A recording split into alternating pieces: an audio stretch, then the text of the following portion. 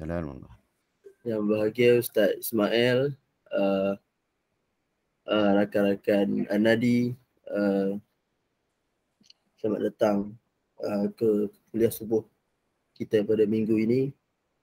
Pertama-tama kita buka majlis dengan umul kitab Al-Fatihah. A'udzubillah.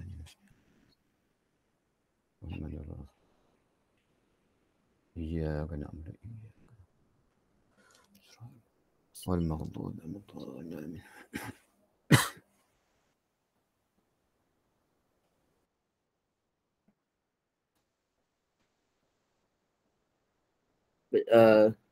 Tanpa melengahkan masa lagi, saya serahkan kepada Ustaz Ismail, Al-Fadhil Ustaz Ismail untuk kuliah subuh pada hari ini. Al-Fadhil Ustaz. Assalamualaikum warahmatullahi wabarakatuh. Alhamdulillah bihi nasta'in. Allahumma salli ala Sayyidina Muhammad. Allahumma faqihna fid din wa al ta'wil. Rabbi zidna ilma. Kasih sudah moderator, Datuk Presiden dan semua pecinta ilmu yang dikasih sekalian. Alhamdulillah dan alhamdulillah syukur kita terus mengadakan pertemuan pagi Sabtu ini dan sekian lama dilakukan. Alhamdulillah, moga Allah beri kekuatan untuk meneruskannya semampu boleh, apa yang boleh. Tujuan pertama satu untuk mencari ilmu dan ilmu, beramal ilmu bersama menguatkan ukhuwah antara kita sama alumni SMAP dan juga rakan-rakan lain di luar. Khususnya keluarga kita lah, suami, isteri, ibu, ayah, dan anak-anak yang dapat kongsi di sini. Untuk pagi ini kita masuk kepada kalangan kitab tu bab 20. Bab 20. Kita lompat-lompat ni, macam saya kata dulu, kita lompat-lompat sikit. Bukan lompat sikit, lompat banyak. Lepas 10 ke 20 gitu. Tapi ada aulawiyatnya, keutamaannya. Sebelum kita sebut tentang Quran, moga-moga ilmu Quran itu kita dah menyebatin diri kita, mencintai Quran dengan membaca dan berusaha untuk memperbaiki bacaan, lebih berusaha untuk memahami isi kandungan, lebih lagi untuk beramal dengannya, dan lebih dari itu menyampaikannya kepada seluruh alam. Gitu ya. Itu dia punya adab dalam Quran ni. Kalau kita mana zaman-zaman dulu kala zaman saya dululah, bukan kalau lama sangat. Baca Quran yang penting khatam.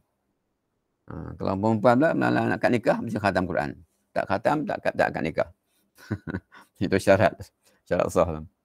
Jadi baca langkah-langkah macam mana pun asal khatam untuk buat macam akad nikah. Pada malam tu dia khatam Quran. Pandai tak pandai tak apa. Lepas tu tutup Quran sampailah bulan Ramadan. Ataupun Ramadan tak buka lagi dah, tunggu mati pula. Lagi berat. Tidak, kita tidak. Quran itu diturunkan untuk kita mempelajari, membaca dengan baik semampu lidah kita lah. Tak semua lidah baca dengan elok. Lidah saya tak boleh. Lidah campur Melayu, Siam, Jawa macam tak elok. Tapi itu yang mampu. Lebih dari itu adalah untuk memahami kandungannya, beramal dengannya dan menyampaikan.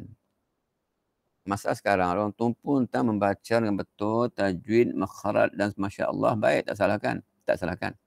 Tapi itu kadang tak sampai orang tu, tak boleh buat.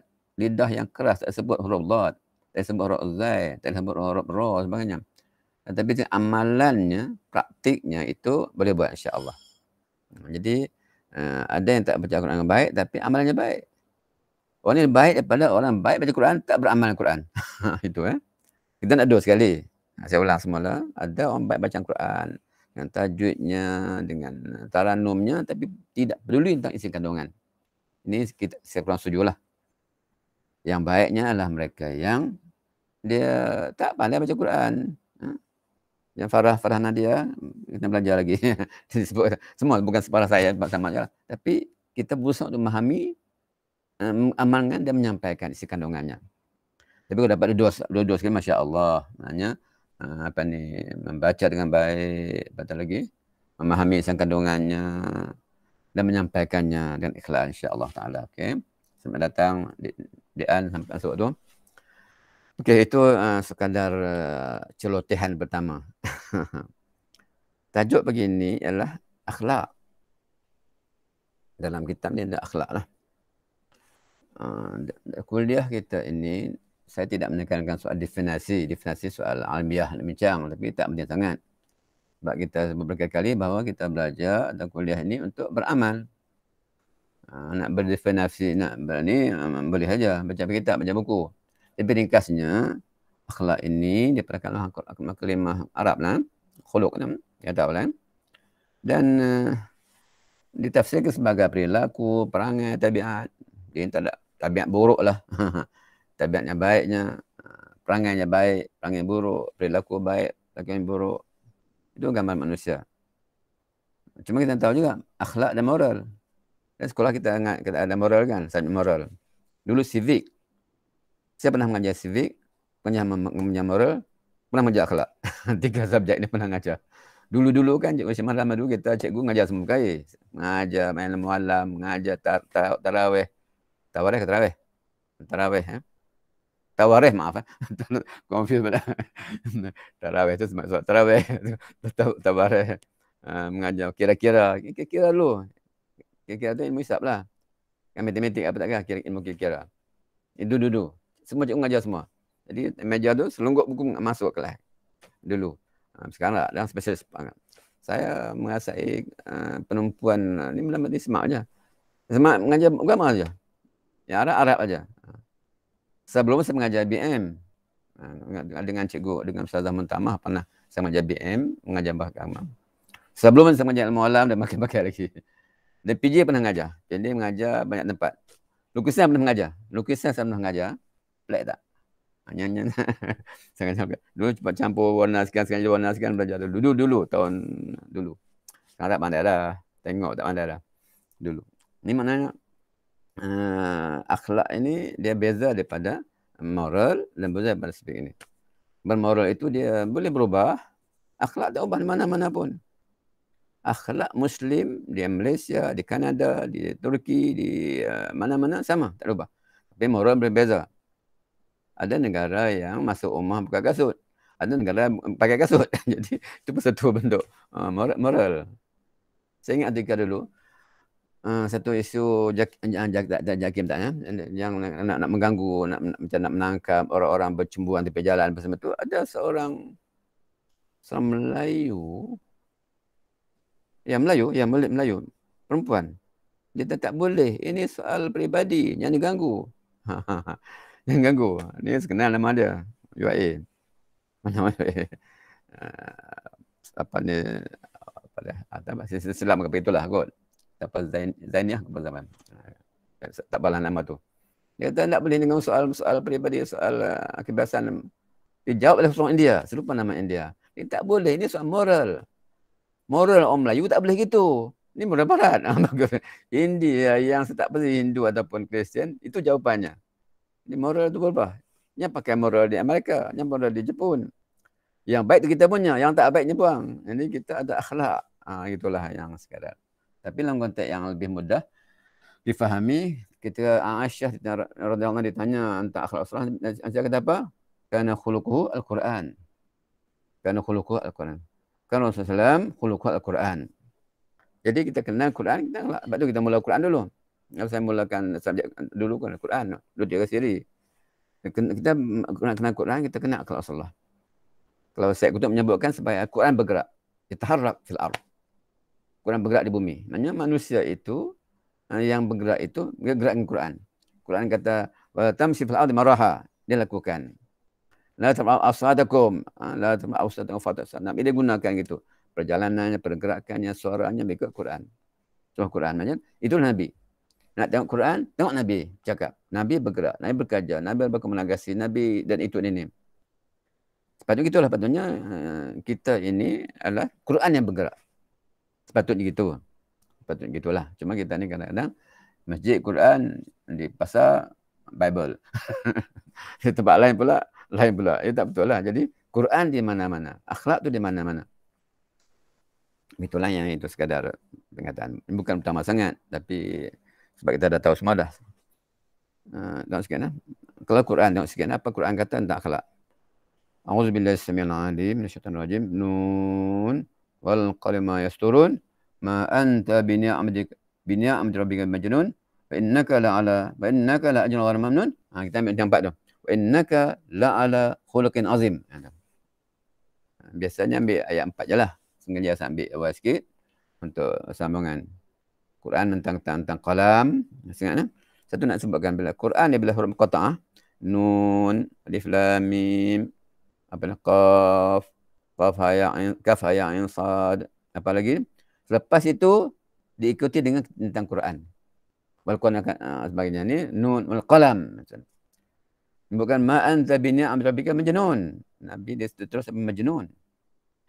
Nabi terus sebagai majnun, sahirun, syairun dan macam-macam lah. Asratul awwalin.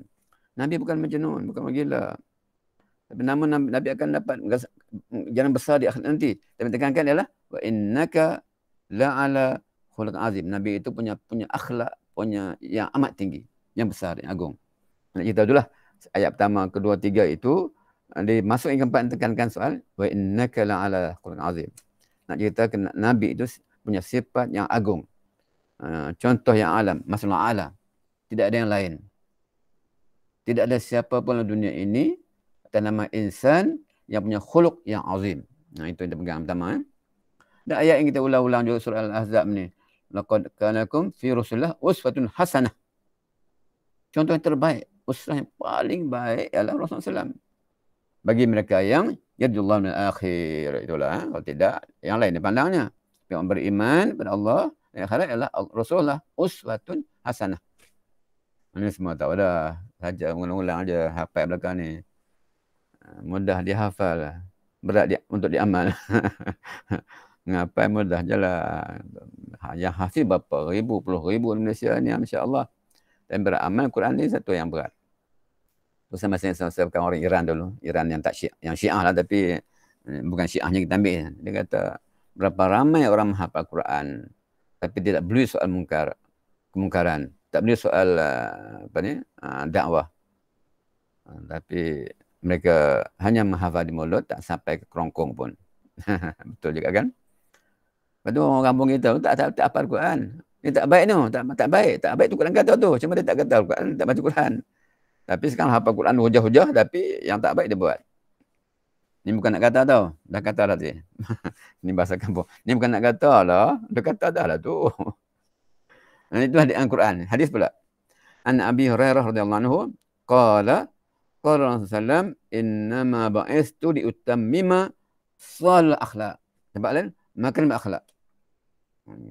Penekanannya adalah akhlak yang mulia. Nabi diutuskan, dibangkitkan, dihadirkan alam dunia ini, peranan utama ialah untuk makan akhlak. Menyempurnakan akhlak. Maknanya dah ada manusia dari segi naluri, dari segi insting, dari segi dalamannya manusia dah ada akhlak ni. Sebab itu yang baik namanya ma'ruf, yang buruk namanya mungkar. Ma'ruf maknanya terkenal, ma'ruf. Dia ni ma'ruf, semua orang tahu baik. Yang mungkar semua tak suka. Nak asalnya gitu. Nabi dibangkitkan untuk menyempurnakan, praktikkan akhlak itu. Macam syarah apa nama? Saya tak nak bersyarah, masing-masing nak pelajak pula tadi. Ngomong-ngomongnya tu bukan syarah sangat. Jadi itu Nabi dibangkitkan untuk menyempurnakan. Benda dah ada. Namun jangan salah zaman-zaman Nabi seorang yang mungkar, seorang yang nama himar. Dia kaki pukul orang, kaki minum arak, kaki judi, kaki zina semua. Saya jumpa Rasulullah, itu ya Muhammad, aku nak masuk Islam. Boleh je kan? Tapi dia kata, aku akan tinggalkan semua. Tak minum arak, tak berjudi, semua tak. Kecuali berzina. Itu tak boleh. Itu dia punya favorit dia. Nabi marah tak? Nabi tak marah. Nabi kata, kamu ada mak tak? Kamu ada kakak tidak? Isteri atau tidak? Anak perempuan? Maaf, kamu kalah begitulah maksudnya gitu. Tapi akhirnya Nabi kata, bagaimana kalau ibu kamu diperlakukan begitu, anak perempuanmu, isterimu? Tak suka. Akhirnya balik fitrah bahawa masuk Islam dia dan dia tinggal semuanya. Maksudnya fitrahnya manusia benci kepada yang mungkar. Mungkar itu mana semua tak suka pun asalnya. Yang ma'ruf itu orang suka. Namanya gunakan akal yang waras, yang rasional, kita akan menolak yang mungkar.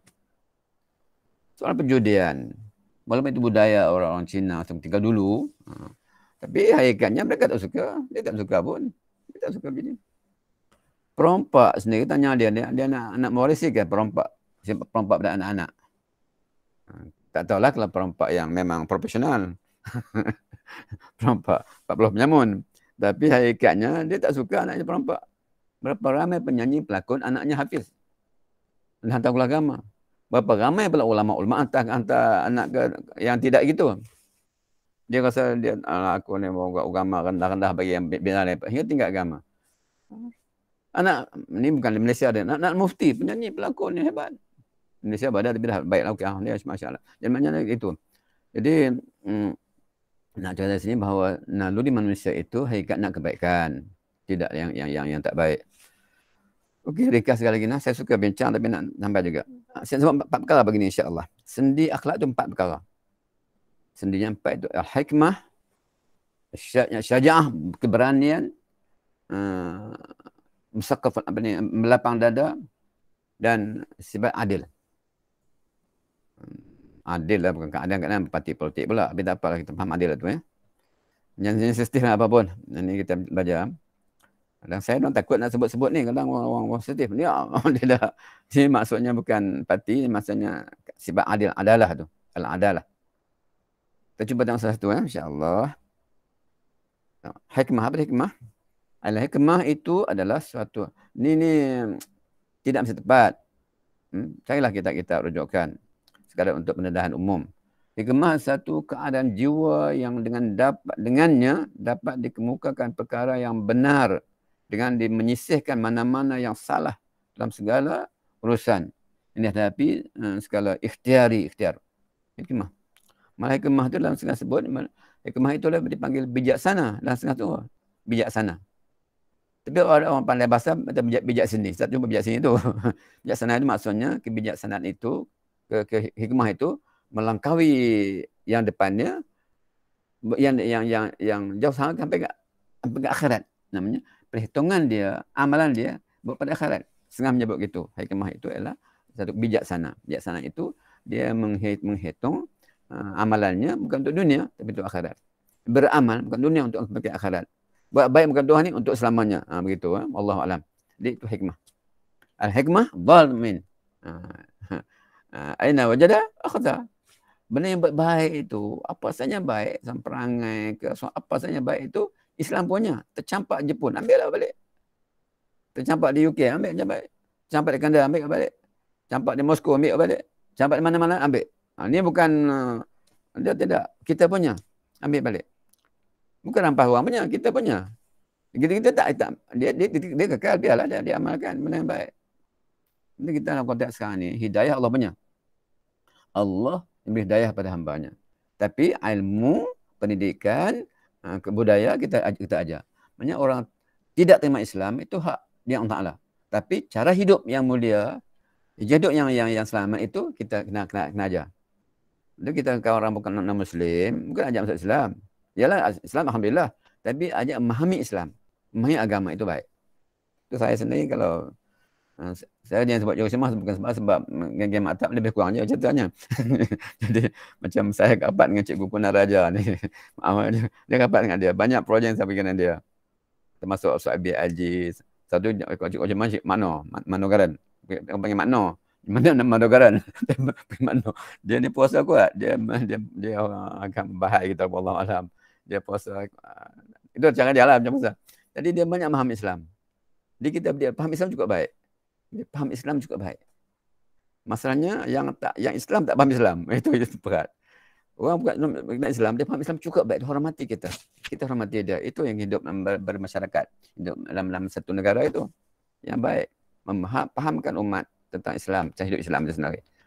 Masalahnya, kalau saya ingat di Semak Kajang, seorang guru praktikal. Saya tak ingat nama dia. Ya, dia orang Sarawak, Sabah. Dia best student di Pedah Kuala Rendah. di Kuhara School di Tawa. Kemudian masuk Kuhara School, kemudian masuk UPM. Budak baik, dia disponsor oleh gereja. Dia bila masuk Semak Gajah praktikal. Praktikal dia Semak Gajah. Dia ada Islam.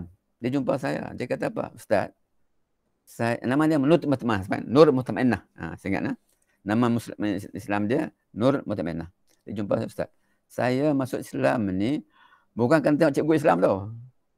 Saya tengok, sebab saya baca buku.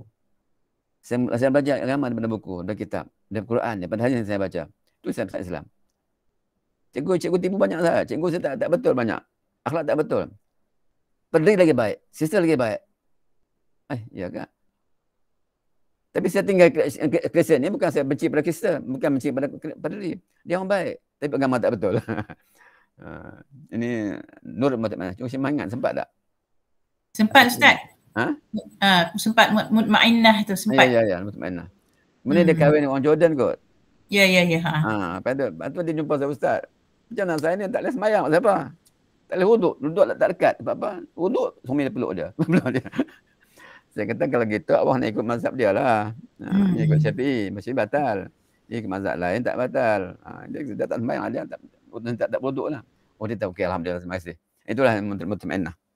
Disebut bahawa dia Islam bukan kerana orang Islam, tapi kerana bacaan dia.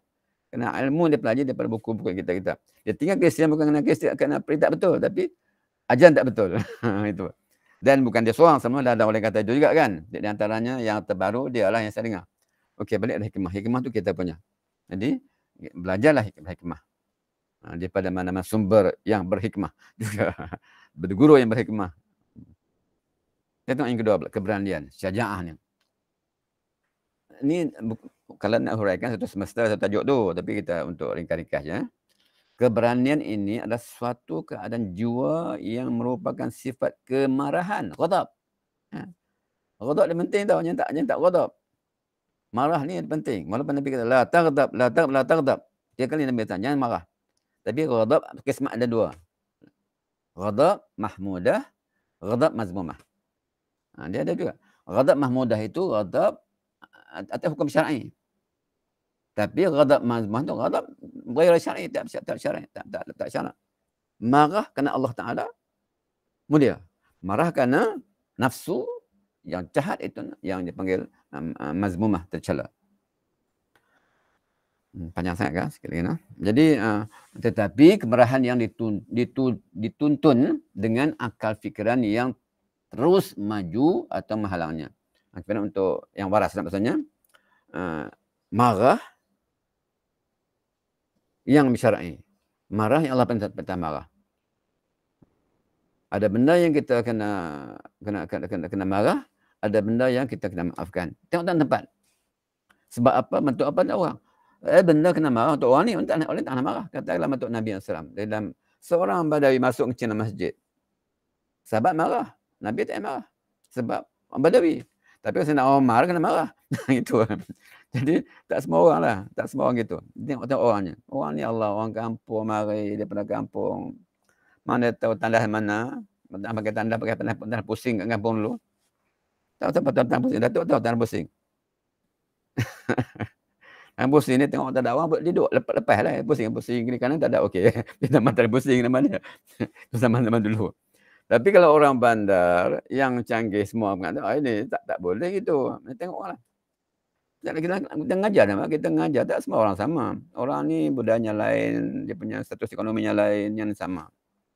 Itu ya. Jadi itu keberanian itu sumber kemarahan yang diurus. Kemarahan yang diurus.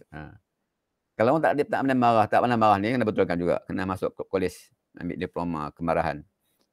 Tak kena marah, berat ni tak kena marah. Semua ialah cubaan. Cubaan ni tak betul. Jadi ada ketika kena marah, ada orang yang kena marah, ada ketika tak kena marah. Saya masih ingat seorang kawan kita, Form 6, ada sini, tak apa, mana-mana je lah. Dia bila dia masuk UM, dia bertugas, akhirnya dia warden di sebuah sekolah yang terkenal sebuah negeri.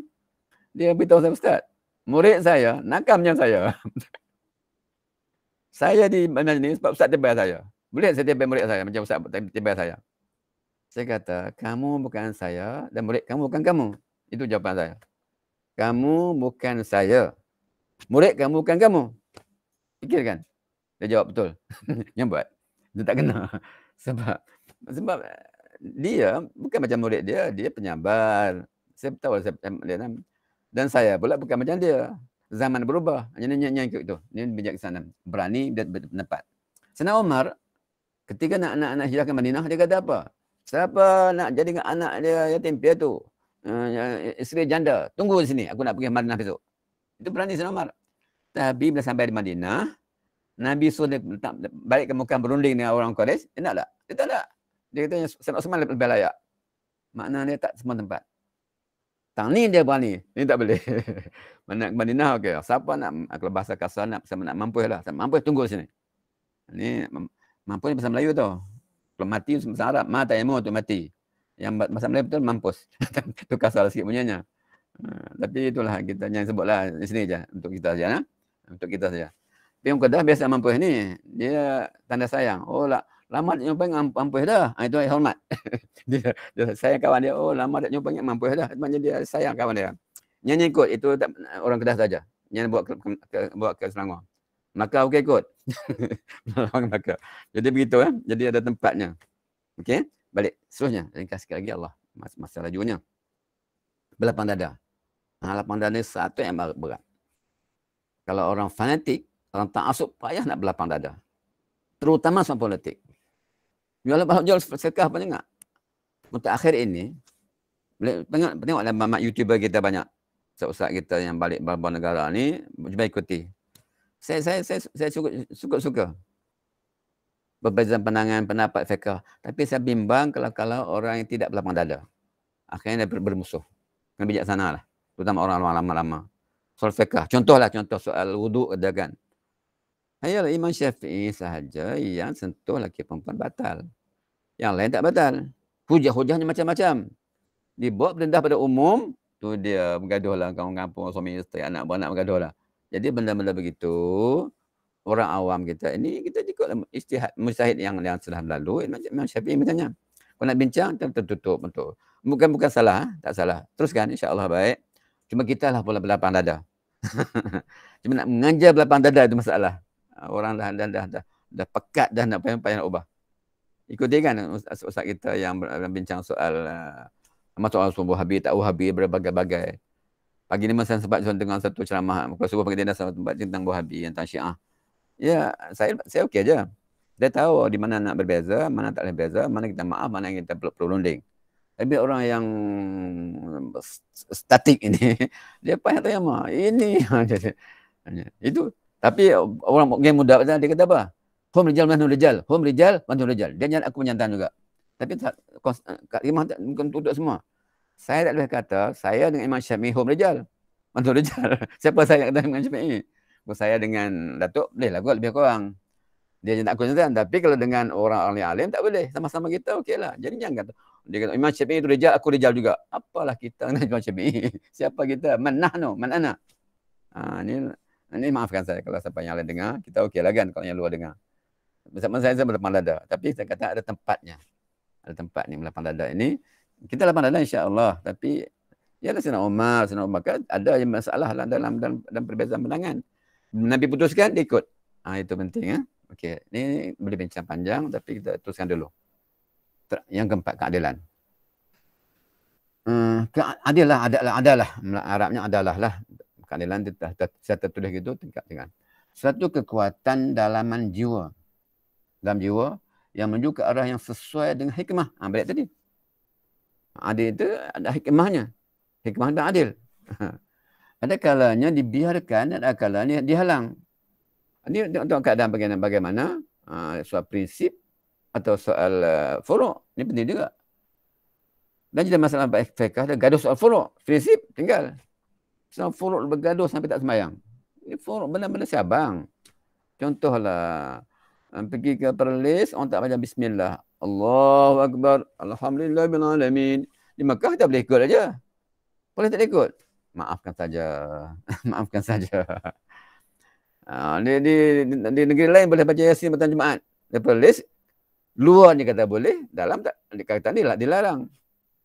Kalau saya di mana buatnya ya? Saya baca lah baca sini, kita baca surah Waqiah pula. Waqiah tak ada juga, kita baca surah Kahfi. Dan surah Kahfi kita baca baca Baqarah, tak boleh semua, beratlah. Jadi cuba elakkan. Atau tak payah baca malam Jumaat, baca malam Senin. Tak boleh juga. Baca di rumah ajalah. Benda tu tak mesti di masjid. Tapi yang tak boleh ke itu pun dia fikir panjang. Apa salahnya? Begitu contohnya. Ini pun harap hikmah lah.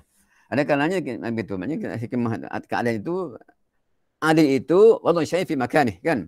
Bukan adil itu sama kata. Adil itu meletakkan salah tempatnya. Sekarang ni ada pelajar yang dibuang di sekolah. Saya tak setuju tu. Tak dulu pun. Tapi dibuang, tak apalah. Sebab tak dapat elak lagi. Ada pelajar kita dulu ada orang dibuang sekolah. Termasuk salah seorang badannya dibuang sekolah, pindah sekolah lain. Saya jumpa kawan saya mengajar sana, dia kata Allah, kok dia 4 kotak dalam baju dia. Last kali masuk penjara Kajang.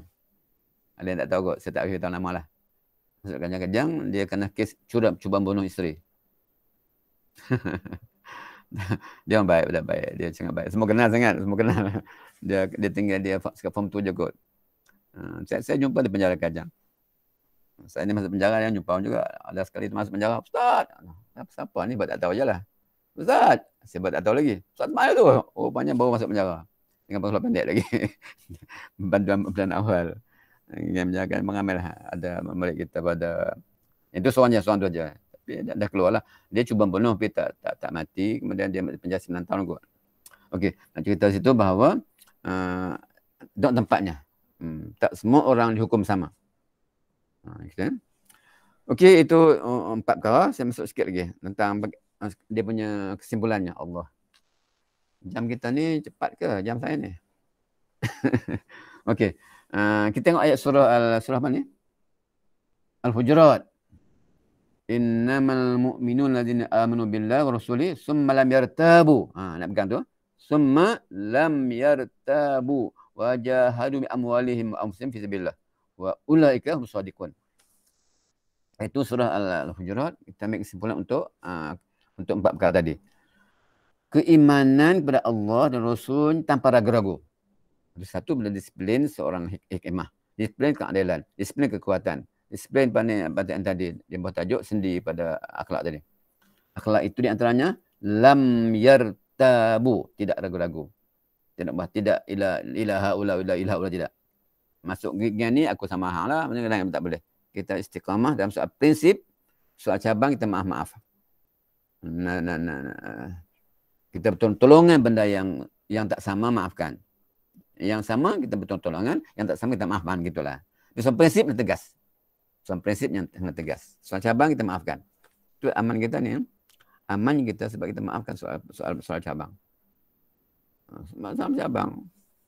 Soal prinsip yang tegas, tak boleh. Okey, itu pun tajuk lain. Jadi, lam yartabu. Ini adalah hasil di akal fikiran tadi. Akal yang mengandungi hikmah. Dan bijaksana tadi. Hasil dari itulah kita beriman, kita bertakwa. Apa sebab punca dari ilmu. Ilmu yang punya hikmah yang bijaksana tadi. Berjuang dengan harta benda. Amwalihim anfusihim. Ini satu sifat lagi. Dengan harta benda.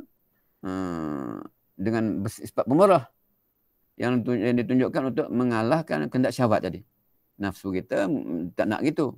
Nafsu kita nak berehat, nak jojoli, nak banyak duit, nak kemudian gitu. Islam tidak. Banyak harta sebanyak mana pun, tapi ingat ada hak orang Muslim, orang yang miskin, ada hak orang yang memerlukan, ada orang minta-minta, ada hak orang tidak minta tapi dia kita tahu dia perlu. Itu hak. Gitu kan. Berjuang dengan keberanian yang ditunjukkan oleh kekuatan kemarahan tadi.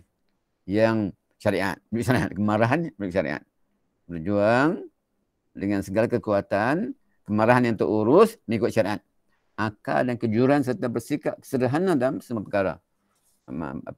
Wasatiyah dia. Wasatiyah ni pun satu perkara yang amat penting dibincang secara tepat kerana ramai yang salah guna. Wasatiyah lah kita, jangan kuliah banyak sangat. Dia pandai pula. Wasatiyah, jangan mayang banyak-banyak. Tak betul lah. Maksudnya baca buku banyak, yang fikir banyak-banyak. Islam suruh fikir. Tafakkarun, tadabbarun, ta'qilun. Tiba-tiba yang fikir banyak-banyak. Jangan susah-susah. Latih akal berfikir. Selamat daripada nyanyuk. InsyaAllah ta'ala. Jadi, wasatiyah yang salah guna. Nak derma sikit-sikit je lah yang banyak-banyak. Yalah dah, yang sikit-sikit lah yang banyak yang disyaratkan. Derma ini pun ada had juga. Tengok Sayyidina Umar, tengok Sayyidina Bakar. Dua orang sahabat Nabi. Tapi cara derma tak sama. Sayyidina Umar nak cemburu Sayyidina Bakar. Selalu derma lebih. Kali ni aku dah lebih. Bila diisytiharkan, Sayyidina Umar berapa? Separuh harta aku dah dermakan. Sayyidina Bakar kata, aku semua sekali. Sayyidina Umar nak lawan ni, nak ting dia ni. Nak ting, dia tahu penting bahasa kampung saya ni. Nak ting dia lawan dia. Tiba-tiba Allah habis. Tapi jangan tiru Sayyidina Umar. Ini Sayyidina Bakar. Jangan tiru Sayyidina Bakar. Kalau tiru kan balik, bergaduh suami isteri. Kenapa abang suka menyangat? Ataupun kita derma, memang kita menyesal sendiri. Sampai ingat tahun 70-an dulu, kes Palestin. Kita buat derma di Kambaru. Buat kempen derma untuk Palestin masa tu. Ada yang berikan gelang, tangan, dan semua bagi serah. Balik bergaduh di rumah. Kenapa bagi semua? Semangat berkobar-kobar. Berapi-rapi berceramah itu. Dia pun masa tu semangat sangat bagi ceramah habis. Balik menyesal. Itu kena tenang. Kena fikir panjang. Itulah macam sama. Jangan ikut saya. Saya beri 10 sen. Tak boleh lah. Datuknya beri 11 sen. Kena beri 1,000. Bos aman dia dari saya. Itu contoh lah. Contoh betul tu insyaAllah.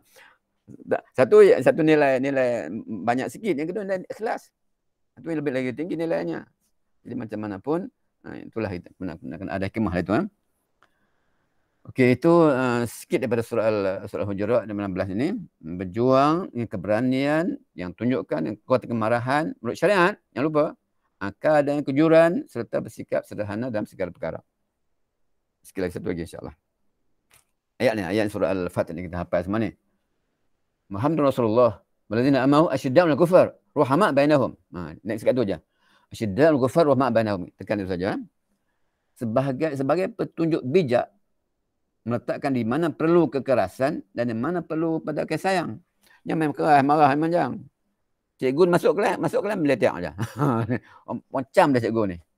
Nak bocap betul dah bismillah tak mana. Masa mana ni tak boleh gitu. Ada tukar-tukar lah sikit. Waktu marah, kena marah. Waktu sayang, kena sayang. Jadi yang semua memang marah aja. Cikgu mana? Cikgu selalu marah tu? Allah melampau tu lah. Gitu. Cikgu mana? Cikgu senyum, tak marah-marah tu. Jadi cikgu yang, itu bukan baik. Yang baiknya, dia tahu bila nak marah, dia tahu dia nak sayang, dia tahu dia nak bagi banyak, dia nak bagi sikit. Anak ni bagi 10,000. Anak ni bagi 1,000 aja. Bukan tak adil, tapi dia tahu yang 1,000 ni dia beli nilai 10,000. Yang 10,000 dia ni 1,000 je.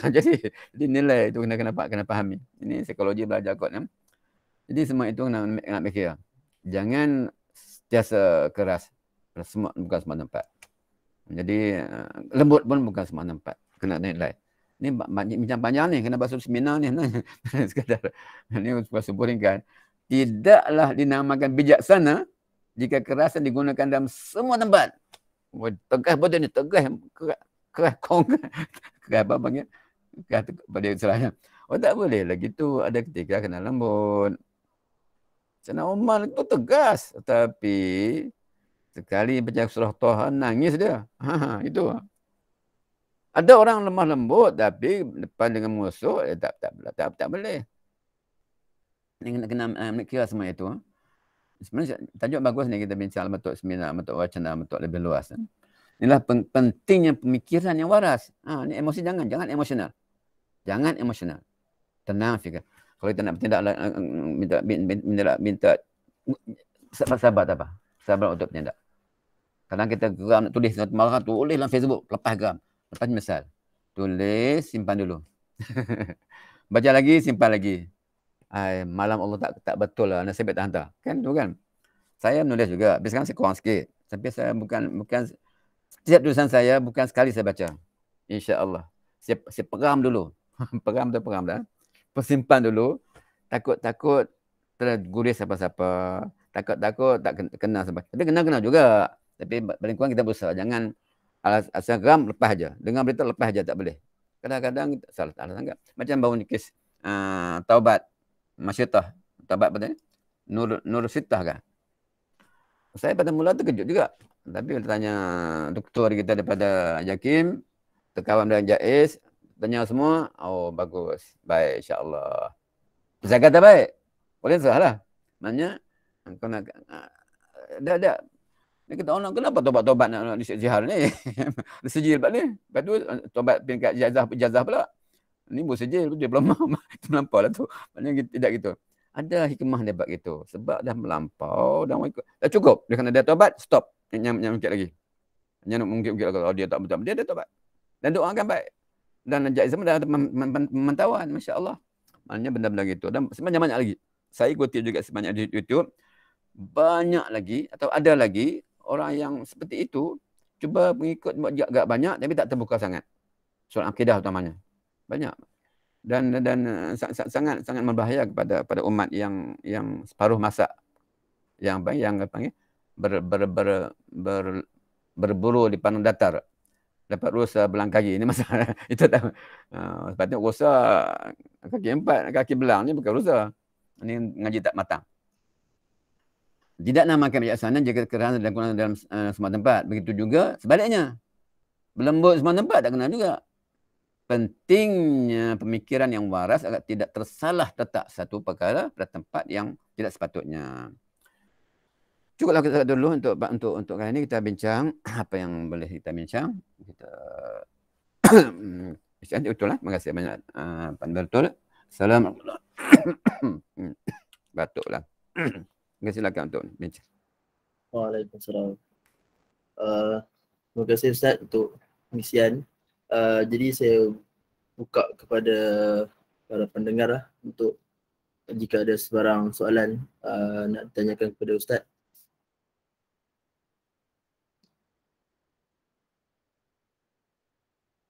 Boleh tanya terus ataupun kalau nak taik pun boleh.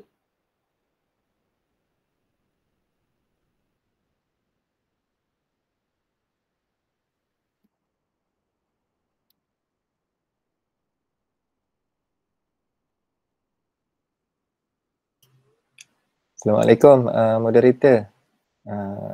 Saya tanya soalan sikit dekat Ustaz boleh? Ya boleh Dato'. Sila. Barakallahu fikum Ustaz. Nak minta nasihat Ustaz macam mana nak jadi orang yang sangat berlapang dada ni. Macam kalau orang ada pandangan lain daripada kita ke ataupun yang tak setuju dengan kita ke, sebab sekarang ni zaman kita hidup macam Ustaz kata lah, banyak sangat pandangan bukan kata dari sudut agama saja. Kadang-kadang dalam grup WhatsApp tu ada orang buat politik tak berhenti, dia asyik cakap satu benda, satu pandangan dan sebagainya kan. Kadang-kadang kita geram juga tapi kadang-kadang tu terlepas agak. Tapi nampak macam Ustaz, alhamdulillah banyak betul sabar kadang kan dia komen-komen orang tu. Apa tips Ustaz boleh jadi macam apa orang kata, orang muda-muda kata cool, jangan dia tenang je, orang apa tak macam beza pendapat pun kita lapang dada aja. Mungkin Ustaz boleh bagi tips ke nasihat sikit Ustaz macam mana? Terima kasih Ustaz.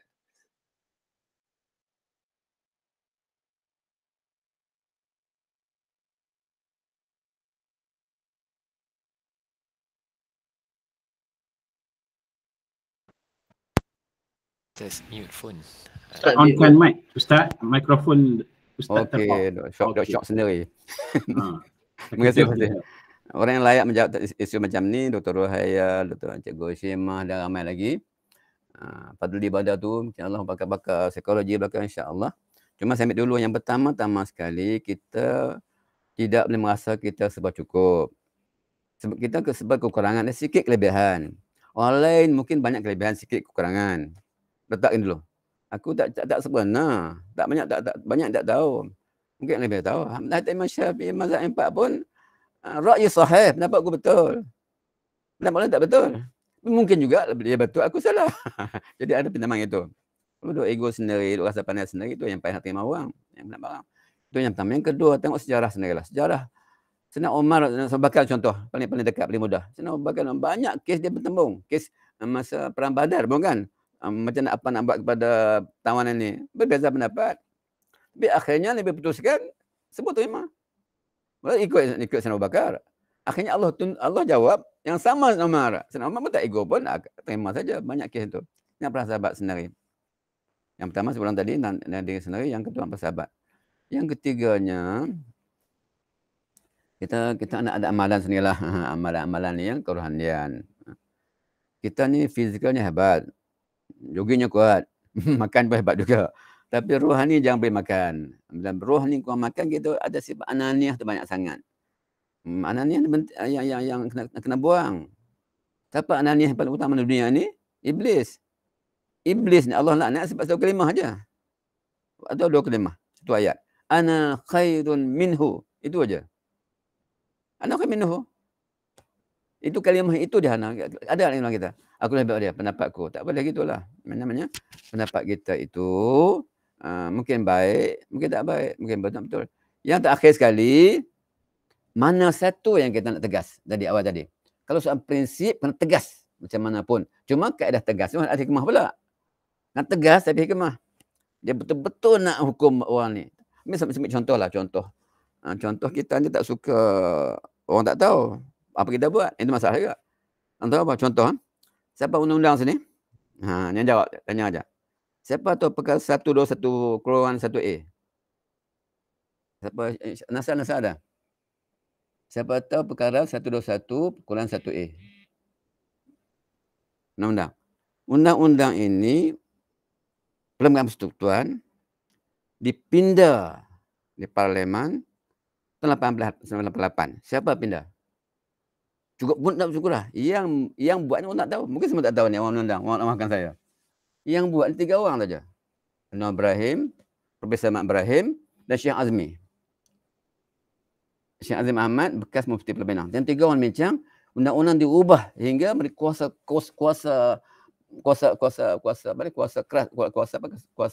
kepada Mahkamah Syariah. Kalau tidak. Contoh-contohlah. Siapa yang tahu? Tak ada yang tahu. Kan ni pagi mungkin tahu. Sebab dia bercara diam dia. Tapi tak masyhur lah. Contoh. Betul kan sahabat Umar Nasir betul? Dipanggil pada tak apa jelas suara. Tak jelas Nazar. Suara tak jelas. Ada basikal kot. Nazar kena dekatkan telefon tu dengan drive tu. Okey, tak apalah. Yang kedua, soal perbankan. Siapa yang banyak kes perbankan mudarat musyarakah yang membuat asalnya?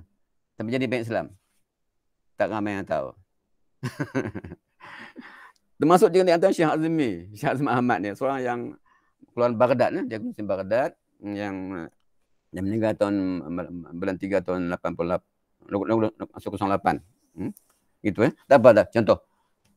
Lain soal pemakan Islam ni, pakan cara tutup aurat siapa dia? Bermula sekali punya.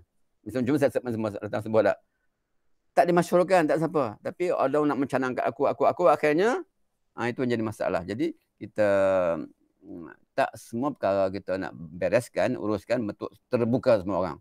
Ini kadang-kadang tu orang tak suka. Dan bila dicanang keluar luas, orang pun benci, tak jadi kerja. Tapi ada yang buat yang diam itu menjadikan berhasil. Termasuklah juga soal-soal lain berkaitan dengan larangan-larangan di Malaysia lah soal perjudian. Yang kerja kuat ini orang yang tak nampak, tak lihat di belakang tabir.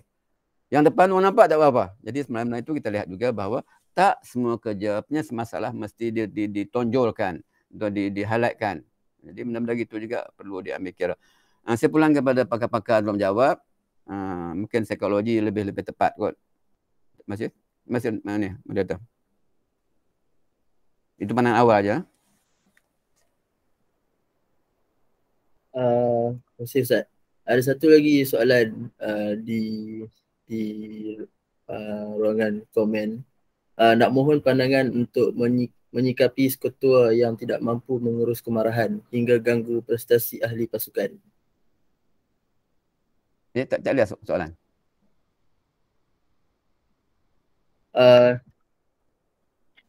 nak mohon pandangan untuk menyikapi ketua yang tidak mampu mengurus kemarahan sehingga ganggu prestasi ahli pasukan.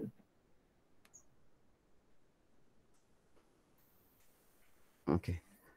Okey, terima kasih tuan jawab tentang kategori sudah 1A tu. Terima kasih. Yang ini saya minta Dr. Rohaya tuan jawab. Terima kasih. Silakan. Ini arahan ni. Bukan permintaan arahan. Silakan Dr. Rohaya.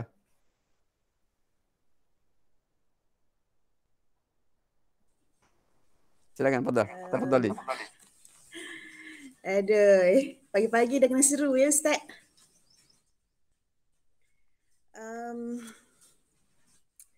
Macam mana ya kalau kita berhadapan dengan ketua yang bersifat marah ni, pertama sekali yang kita kena ingatlah bila kita nak menangani situasi seperti ini, adakah perkara tersebut di dalam kawalan kita ataupun di luar kawalan kita. Itu perkara yang pertama lah. Dan situasi seperti ini kita nampak memang berada di luar kawalan kita. Kita tak boleh nak mengawal orang, terutamanya orang yang mempunyai kuasa lebih daripada kita. Itu memang susah lah. Jadi apa yang kita boleh buat dalam situasi sebegini ialah kita mengawal diri kita. Itu kita boleh buat. Kita mengawal diri kita dari segi kita kawal perasaan kita, ya, bila berhadapan dengan orang sebegini, kita perlu mengawal perasaan kita terlebih dahulu, dan selepas tu kita perlu mengawal pemikiran kita. Bermaksud, kalau dalam psikologi kita panggil cognitive restructuring lah, di mana kita perlu memberitahu diri kita setiap orang berbeza. Ya, mungkin cara dia menyampaikan sesuatu kepada kita itu cara dia, tapi kita cuba ambil apa konten ataupun isi kandungan yang dia nak sampaikan pada kita, ketua kita ni. Sebab lain ketua, lain caranya. Dan untuk kita merajuk, untuk kita marah dia balik adalah sangat tidak matang lah bila kita berada dalam dunia pekerjaan. Kerana bila kita berada dalam dunia pekerjaan, macam-macam orang yang kita jumpa, dan kalau kita tengok ya, salah satu skill yang diperlukan dalam dunia pekerjaan 5 tahun akan datang ialah kita perlu mempunyai skill ataupun kemahiran untuk adjust ataupun untuk menyesuaikan diri dengan apa-apa jua keadaan. Termasuklah berhadapan dengan ketua ataupun rakan-rakan yang kita boleh kategorikan sebagai difficult person. Ini memang akan ada di mana-mana sahaja. Jadi kita perlu berlapang dada, kita kawal perasaan kita, dan kita cuba fikirkan apakah isi ataupun kandungan yang dia cuba sampaikan kepada kita. Saya tahu ini memang susah ya, tapi kalau kita ingatkan balik diri kita, cara kita memberi reaksi kepada setiap perbuatan orang lain adalah refleksi peribadi kita sebenarnya. Dia akan memberi refleksi, adakah kita seorang yang berakhlak, adakah kita seorang yang beradab. Dan jika saya boleh kongsikan ya, apa yang saya dapat ya, kalau kita perhatikan 40 tahun pertama kehidupan Nabi Muhammad SAW ialah di mana Allah memperelokkan ataupun fokus kepada akhlak baginda. Bila baginda dah berumur lebih 40 tahun, barulah ilmu ataupun surah yang pertama diperturunkan. Jadi sangat penting ya untuk kita menjaga akhlak kita. Dan kalau kita tengok pun dari segi ulama-ulama, bukanlah ulama, dari segi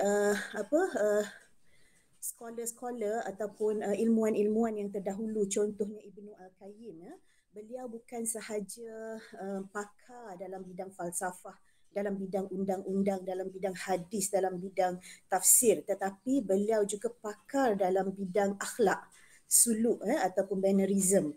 Jadi adab ni memang sangat penting, di mana adab dan akhlak inilah yang kita perlu perkukuhkan dalam diri kita lah. Rasa itu je kot pendapat saya, Ustaz. Saya tak tahu lah menjawab soalan ke tak. Terima kasih. Ya, Alhamdulillah. Hai. Saya nak tambah lagi.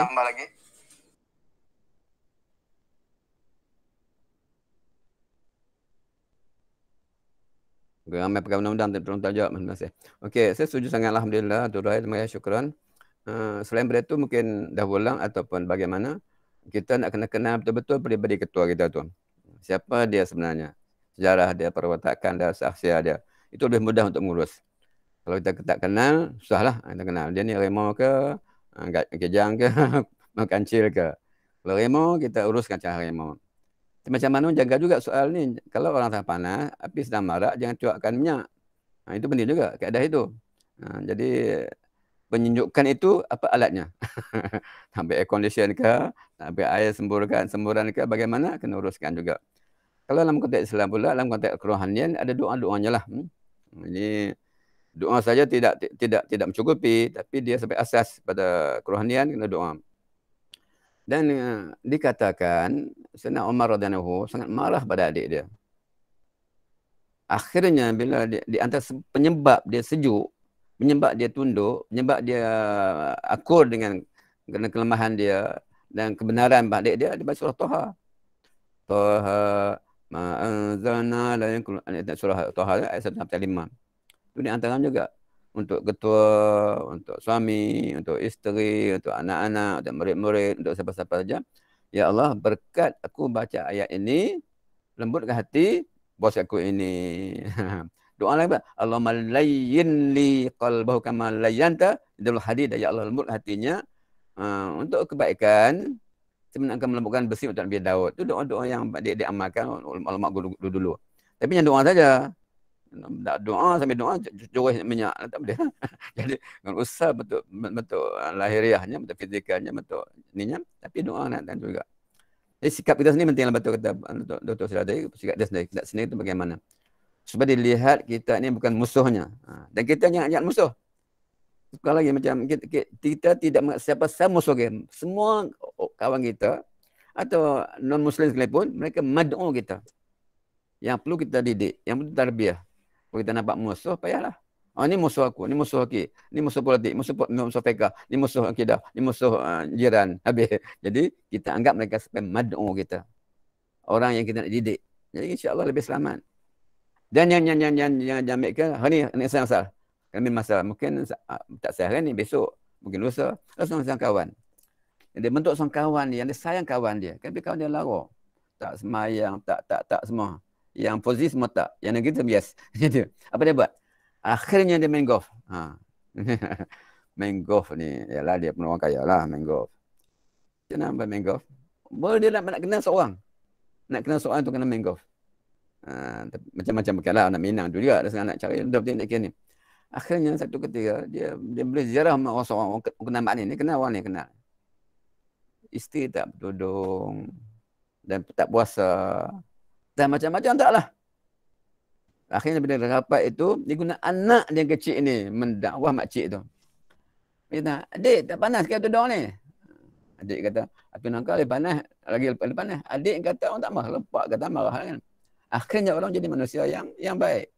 Itu. Namanya, masalah bukan sehari tau, bukan 2 hari, bukan sebulan, bukan 2 bulan, bukan setahun. Tapi akhirnya berjaya. Kalau tak berjaya pun, itu usaha kita SWT. Terima kasih para yang nak bantu. Sama nak bantu lagi, serah balik pada moderator. Assalamualaikum.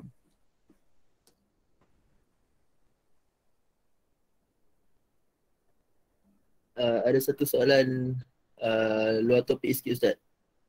Ustaz boleh beri pandangan sikit tentang penyakit Ain. Ada pandangan yang mengatakan ianya boleh mengganggu kesihatan mental. Dr. Noran, tak ada, tak apalah kita. Ini memang dia Ain, dia memang ada penyakit Ain ini. Penyakit Ain ini dia bukan sihir tu, bukan nama sihir. Min ain ni bukan bentuk sihir, dia bentuk pujian juga. Pernah berlaku pada sahabat Nabi yang cantik, comel, handsome sangat. Sekali dia buka baju nak mandi gitu, sahabat nampak. Dia kata, oh, cantiknya awak, lawannya awak, handsome-nya awak gitulah. Akhirnya dia teringat min ain. Dia sakit yang luar biasa. Akhirnya orang beritahu Rasulullah SAW. Rasulullah kata, apa berlaku sekarang, dia kata, panggil orang yang puji tadi. Panggil orang puji itu, suruh dia mandi. Ambil air mandi itu, jurus kat dia. Baik, sembuh penyakit. Itu tinggal. Itu tak apa, nak buat tak buat. Nak ceritanya bahawa, jangan mudah memuji, jangan mudah terima puji. Maka sebab itu, kalau nak puji, Masya Allah, tabarakallah, cantiknya awak, tak apa. Yang cantik awak, full stop. Jadi orang kalau kata kita, awak ni pandai lah bijak. Masya Allah. Wallahu'alam. Apa kalimah lainnya? Kembali Allah Ta'ala. InsyaAllah selamat. Menolak penyakit ain dengan menolaknya dengan sebut kalimah Allah Ta'ala. Tabarakallah. Barakallah. Masya Allah. La quwwata illa billah. La hawla wala atau kalimah-kalimah itu. Gitu ya. Maka sebab itu, kita sentiasa berdoa di antara pagi petang tu. A'udzu bikalimatillah tammah min syarri ma khalaq. Atau a'udzu bikalimatillah tammah min kulli ainin wa hammah. Min syaitanil lamah, mikunnya siapa lupa. Tak ingat. Min kulli syaitanil wa hammah ya. Min kulli ainin lamah. Doa tiap pagi petang insya-Allah taala. Dan cukuplah insya-Allah mandi dengan maksud itu pun insya-Allah taala. Maka sebab itu saya ulangi, pernah sebut kot, ilmu ain ini bukan sihir, bukan sihir, tapi bentuk pujian. Pujian yang dua wasak, itu fizikal dua wasak, boleh sakit, boleh demam, boleh mencacat macam-macam. Tapi yang lebih besar lagi menjaga hati. Dan puji kita besar ego. Puji kita rasa hebat. Itu wasak lebih berat daripada fizikal. Betulnya ain itu ada berlaku zaman Nabi dan berlaku hari ini pun. Maka sebab itu saya ulangi, kalau kita nak kata dengan Arab, mana-mana Arab, di Saudi ke di mana-mana, lazim kalau kata mereka gantung mata sebiji, seperti mata gantung itu. Ini menandakan peringatan bahawa jaga mata. Jaga penglihatan mata. Masa al-mu'ain ini. Bukan nur ain, ini ain, mu'ain. Nur ain tidak. Cuma nur ain itu lain. Doktor ain bukan dia mata. Satu yang kedua, dia tidak mesti dekat kerana jauh boleh berlaku. Apapun semuanya, kalau Allah takdirkan berlaku. Takdirkan tidak berlaku. Kul la yusalima illa ma kadallana. Tidak berlaku melainkan apa Allah ikhtiarkan, Allah tentukan. Ya, untuk kita jaga amalan-amalan kerohanian, khususnya jangan tinggal bacaan maksud pagi petang. Wallahu a'lam.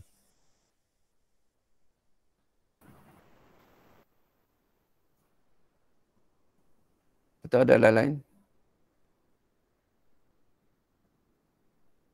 Sering belajar kot ilmu ain ni. Sering tak tahu sebab dia kecantikannya dia orang puji-puji sangat kena astagfirullah, subhanallah, masya-Allah, tabarakallah, la haula wala quwwata untuk mengelak badan. Orang dulu tulis di rumah dia tulis hadza min fil rabbi. Itu juga di antara panggil sempadan lah ataupun halangan. Orang tengok rumah hebat, tapi dia sebut dah hadza min fil rabbi, Allah bagi aku. Allah bagi, bukan nak bangga tidak. Jadi nampak rumah besar masya-Allah, tapi dia ada sebut dah hadza min fadli rabbi. Okey, betul? Azimah, betul kan ke salah? Pakai masak, tukang masak hebat-hebat. Okey, itu aja.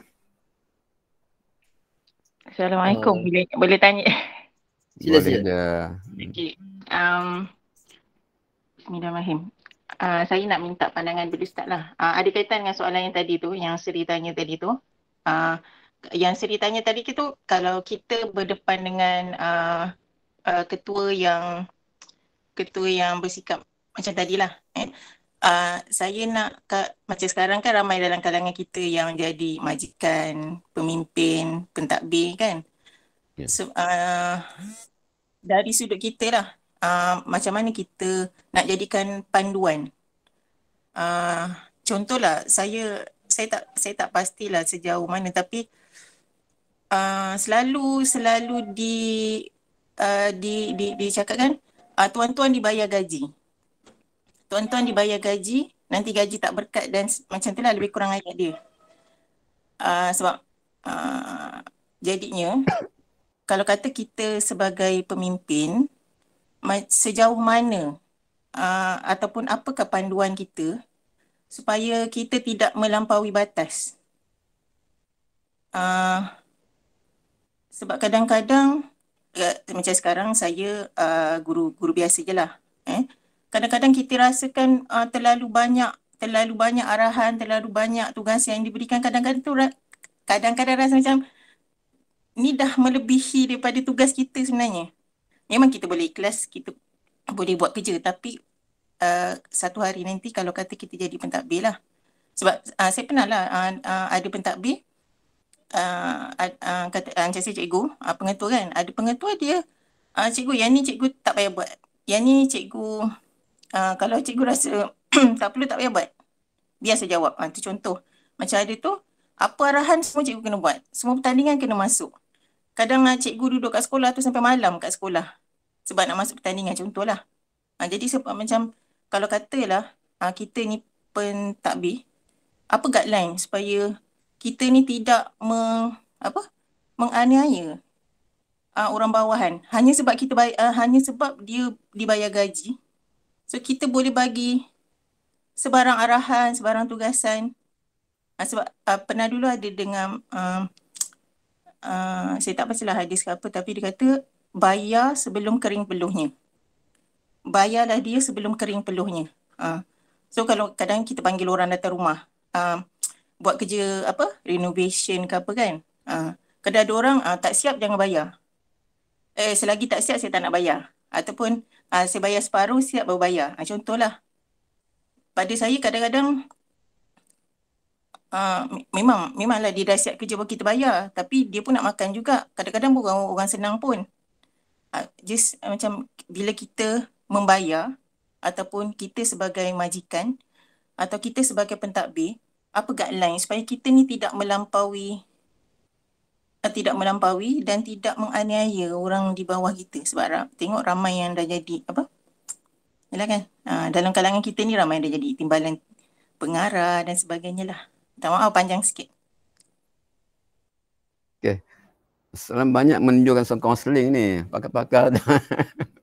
Tapi saya jawablah mana boleh, kemudian. Yang pertama sekali, ketua dia tak kenal orang bawah dia sebenarnya. Dia kenal seorang aja. Semua dia ajalah.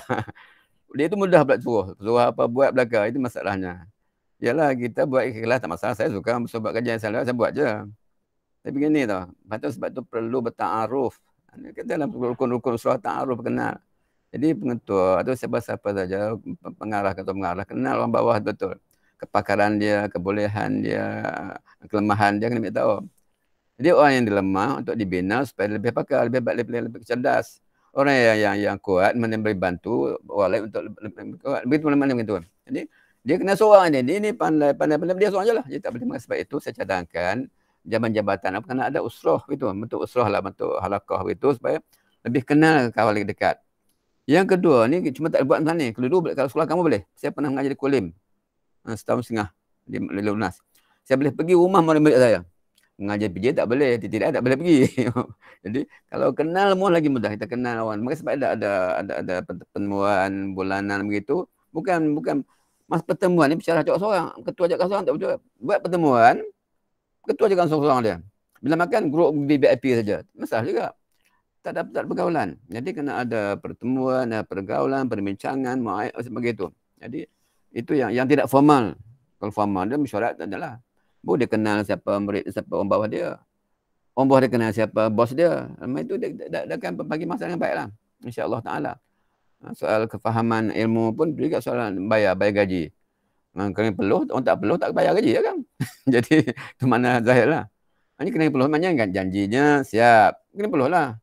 Janjinya sebulan, kena peluh lah, itu habis lah. Lepas tu ada perjanjian pula kalau tak sempurna bagaimana. Ini soal Quran Tekta buat lah. Macam mana pun asasnya adalah ta'aruf penting. Ini pengalaman saya lah. Ta'aruf penting. Pengatur sekolah mesti kena semua guru-guru dia. Dia dekat. Dapat ziarah keluarga sebagainya. Kita mudahlah kenal. Saya kenal betul Nu'ain tak masalah. Tapi tak kenal yang lain. Jadi Nu'ain je lah akan panggil. Main buat kerja semua. Malah ni buat tambah ni. Jadi kita akan bahagian tugas. Selain pada sifat adalah kita, keadilan kita sendiri. Terus saya ingat itulah sebagai ikut. Tapi saya pasti yang lain dapat ada penanya lain. Pakar-pakar semua ni. Itu yang dapat. Itu yang dapat. Yang penting saya tekankan soal ta'aruf. Kena kenal kawan kita. Saya kenal orang Semak Gajah insyaAllah. Nama tak ingat. Jalan saya tahu. Oh ni smart jalan macam ni. Ini rambut ni rambut smart ni. Ni pakai juga macam itu. Soalan gitulah kena kenal betul. Kena anak kita. Anak 10 orang, 10 perangai pastinya bukan satu. 10 orang tanya siapa anak adik-beradik 10 orang, 10 perangai. Tapi semua baik-baiklah kalah. Tapi yang saatnya paksa agak untuk sama dengan abang. Abang lain cara dia. Jadi ketua sama juga. Tak sama ketuanya bandingkan. Yang banding ketua. Ni ketua lain banding tak, yang banding orang lain. Ketua kita lain sasiah dia, lain pendidikan dia, lain dia punya perwatakan dia. Tapi baik. Yang penting saya ulangi dan ulangi lagi, kena kenal siapa kawan kita, siapa orang bawah kita, siapa bos kita dengan baik. InsyaAllah banyak masa selesai. Terima kasih. Okay, terima kasih Ustaz. Ustaz, mungkin saya boleh tambah sikit Ustaz. Alhamdulillah. Di samping takruf, dalam takruf tu kita ada mendengar dan juga kita memahami lah apa yang dialami oleh awak di bawah. Jadi tadi yang Nur Aini tanya tadi, apakah yang panduan bagi kita sebagai seorang ketua kan. Jadi seorang ketua itu dia memang dah adalah peraturannya yang telah ada di dia punya SOP dan sebagainya.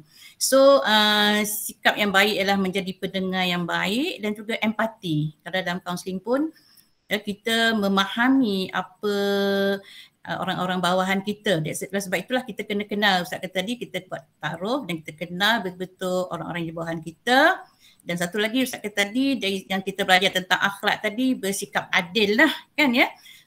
Jadi dari situ kalau ketua-ketua yang mempunyai pendengaran, boleh mendengar dengan baik, mendengar dengan memahami dan juga empati terhadap orang bawahannya, insya-Allah ya. Jadi dia punya orang bawahan orang-orang bawahannya ataupun kalau cikgu-cikgu tu akan berlaku harmoni lah. Jadi ada banyak sebenarnya ilmu-ilmu kepimpinan yang patutnya ketua telah peroleh lah sepatutnya. Kalau jadi pengetua tu biasanya dia mesti ada kursus khas yang telah diberikan di IAB, Institut Ibn Baki. Jadi banyak ilmu-ilmu yang itu telah dipelajari. Jadi tapi kalau asasnya itu ialah menjadi pendengar yang baik, empati dan sebagainya. Itu saja Ustaz tambahan saya. Terima kasih.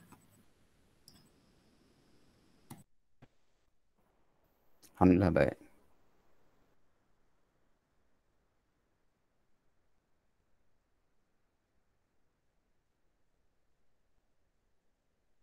Ada soalan lagi ke? Ustaz, kalau saya nak tanya luar daripada tajuk ni boleh ke Ustaz? Okey. Yang moderator kata apa? Okey. Boleh. Pak moderator tak apa khabar boleh ya? Sebab benda ni dah lama juga nak tanya Ustaz. Saya ada mendengar ceramah dan juga membaca berkaitan dengan solat sunat hajat. Sunat confirmation daripada Ustaz lah. Jadi penceramah tu mengatakan bahawa solat sunat hajat ni bukan satu hadis-hadisnya mengatakan solat itu hadis-hadis yang dhaif dia kata.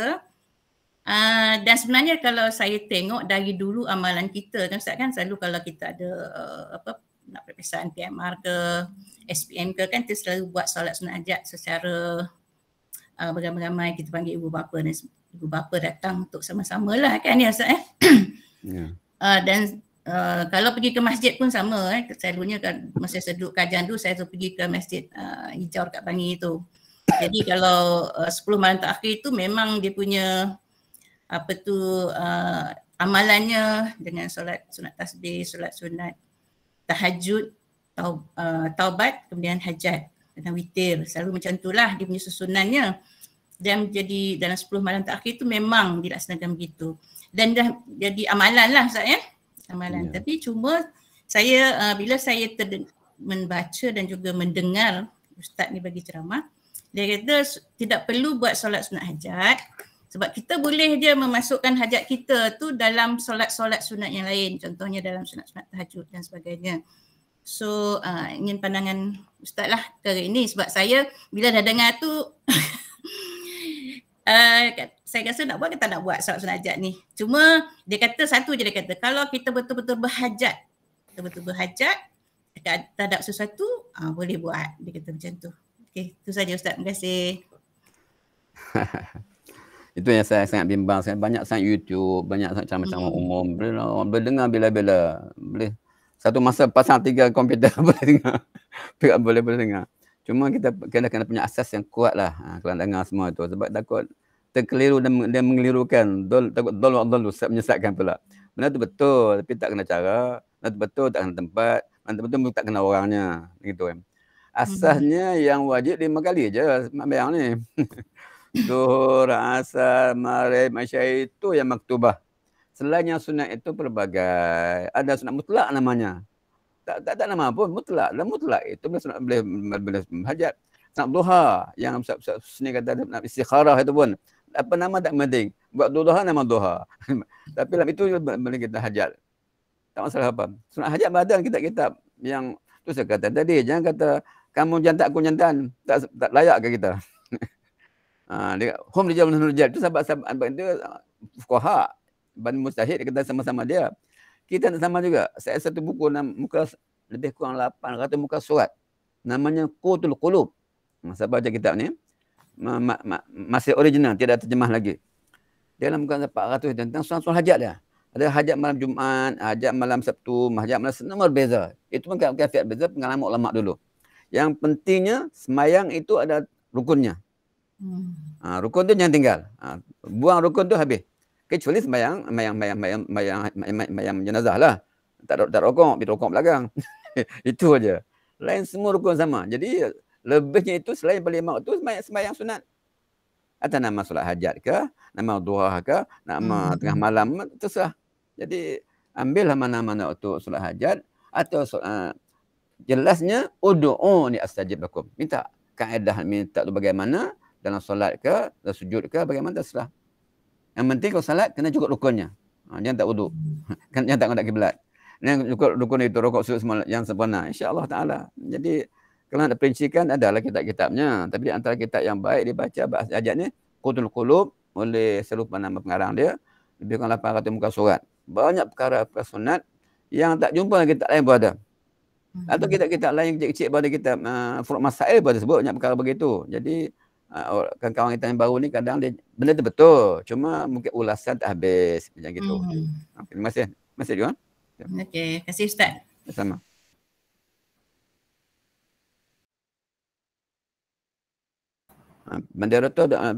Datuk minggu depan kita tajuk kita ke arah latihan membentuk keluhan yang itulah, latihan membentuk keluhan yang lebih kurang itulah maknanya. Terima kasih Ustaz atas semua jawapan yang diberikan. Jam sekarang pun dah dekat 8.30. Jadi saya serahkan kepada Ustaz untuk bacaan doa.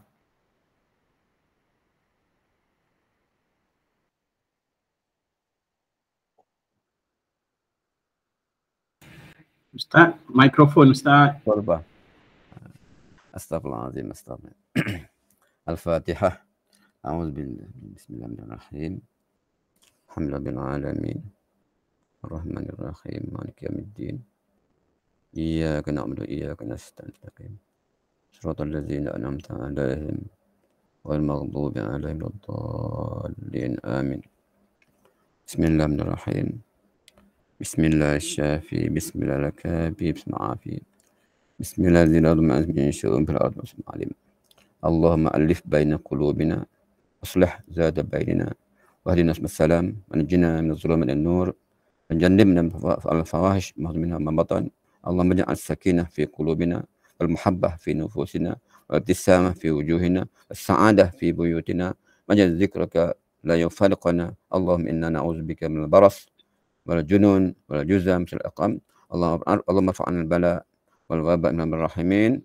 Allahumma rahmata wa barakatan alaina wa ala ahlina musliman. Allahumma ahsin khatimatuna wa tawaffana wa anta anna ya ar-rahimin walhamdulillahi bil alamin.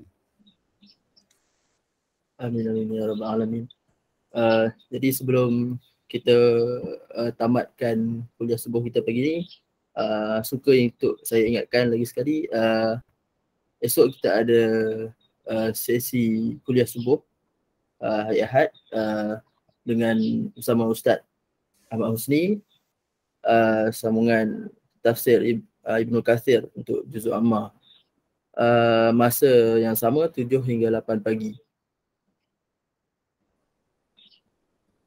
Jadi kita tutup majlis kita pada pagi ini dengan tasbih kafarah dan surah Al-As.